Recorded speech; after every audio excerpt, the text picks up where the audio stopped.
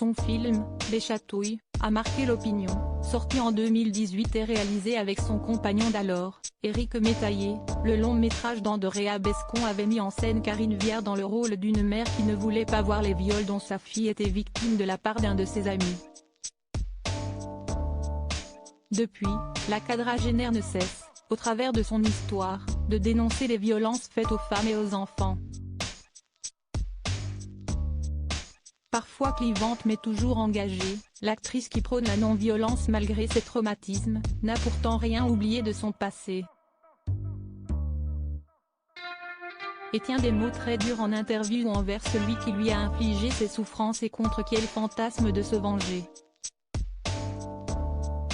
Tout comme le personnage principal de son premier roman, inspiré de sa grand-mère.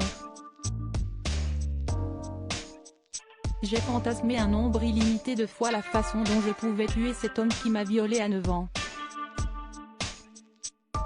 J'ai tout fait, je l'ai éviscéré, dépecé.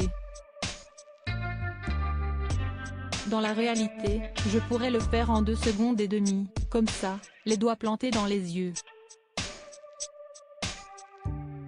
Sauf que la violence, si estie de la fainéantise, explique-t-elle notamment dans une interview au magazine Paris Match en kiosque ce jeudi 5 janvier. Et Andrea Bescon refuse d'y céder, l'actrice se bat, jour après jour, pour se relever dans la paix. Je suis allée voir des psys, je fais du yoga, du sport. Mais j'en ai marre qu'on trouve toujours des excuses aux agresseurs et qu'on puisse lire encore ivre, il tue sa femme. Personnellement, je pourrais boire 4 bouteilles de rhum, je ne tuerai jamais personne, assène-t-elle avec franchise et combativité. Éric Métailler et leurs enfants, sa force au quotidien, un combat dans lequel elle a été aidée par celui qui a partagé sa vie pendant plus de 10 ans, le comédien et metteur en scène Éric Métailler. Récemment séparés, tous les deux continuent d'ailleurs de travailler ensemble sur leur projet.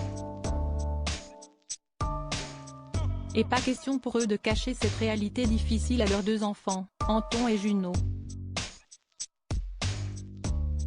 Je ne l'aurais jamais caché, révèle la comédienne. Je leur ai parlé des viols que j'ai subis. Sinon, ils auraient vu qu'ils ont une maman avec des failles mais ils n'auraient pas compris pourquoi. Ils se seraient dit, peut-être qu'elle ne nous aime pas, si est-ce un peu ce que j'ai ressenti avec mes parents parfois. Une prise de parole en toute franchise de celle qui reconnaît parfois avoir été débile de crier auprès de ses enfants et qui n'a pas honte qu'ils sachent que leur maman n'est pas parfaite, qu'elle a un truc pété pour la vie.